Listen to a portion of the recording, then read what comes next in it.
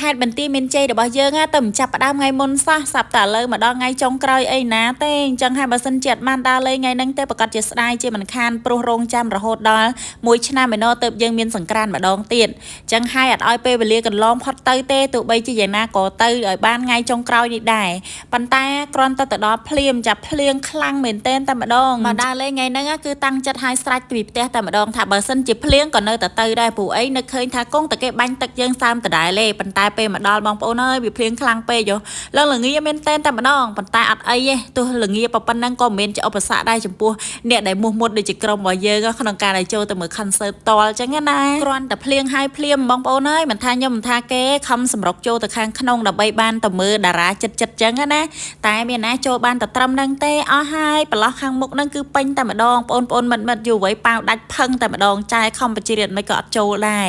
តែអត់អីទេចាបានត្រឹមហ្នឹងក៏អស់ចិត្តដែរនឹកឃើញថាប្រហែលជាចូលមិនបានត្រឹមហ្នឹងផងប៉ុន្តែចូលបានត្រឹមហ្នឹងក៏កោតសរសើរចាសមត្ថភាពក្រុមខ្ញុំដែរនៅក្នុងខេត្តរបស់យើងក្រៅពីបាញ់ទឹកក៏យើងមានបាញ់ពពុះសាប៊ូដែរឆ្នាំនេះដើម្បីបង្កើននូវភាពរីករាយទៅដល់អ្នកដែលបានចូលរួមនៅក្នុងកម្មវិធីសង្ក្រាន្ត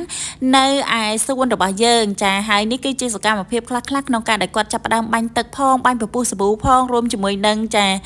តារាកិត្តិយសរបស់យើងកំពុងតែច្រៀងនៅលើវេទិកាដែរហើយខ្ញុំនេះចាបងប្អូនអើយនិយាយពីចង់ថតរូបឲ្យបានជាប់ជាមួយនឹង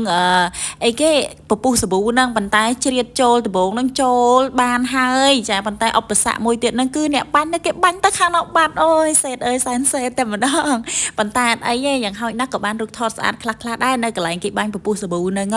ឃើញបងប្អូនរបស់យើងជាពិសេសបងប្អូនដែលជាកុមារាកុមារីគឺគាត់សប្បាយមែនទែននៅពេលដែលគេបាញ់ពពុះសាប៊ូចូលហើយកំថាតែកុមារាកុមារីសូម្បីតែខ្ញុំនឹងក៏ខ្ញុំមានអារម្មណ៍ថារំភើបសប្បាយរីករាយដូចគ្នាដែរក្រោយពីលេងនៅនឹងមកសន្ទុះធំដែរហ្នឹងមកអស់ចិត្តអស់ចង់ហើយពួកខ្ញុំចាចេញមកខាងក្រៅវិញម្ដងដើម្បីដើរមើលគេមើលឯងមើលយុវជនយុវនារីរបស់យើងតើការលេងរបស់គាត់មិនដែរសប្បាយមិនដែរអីចឹងណាចាដល់ពេលយើងដើរចេញហ្នឹងក៏មានអ្នកដើរចូលចាចេញចូលបន្ត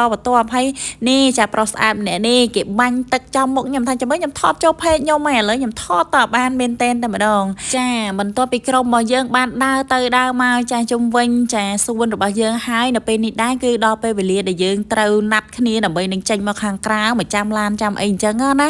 ព្រោះយើងត្រូវធ្វើដំណើរមកខាងផ្ទះរបស់យើងវិញក៏មិនសូវជាចិត្តអីណាស់ណាដែរហើយនឹកឃើញថានៅពេលដែលយើងចាឡើងឡានហើយប្រកាសជាលេងតាមផ្លូវលេងតាមអីទៀតហើយព្រោះពេលល្ងាចឡើងអញ្ចឹងគឺបងប្អូនរបស់យើងហ្នឹងគឺគាត់ចូលចិត្តលេងនៅតាមផ្លូវតាមអីអញ្ចឹង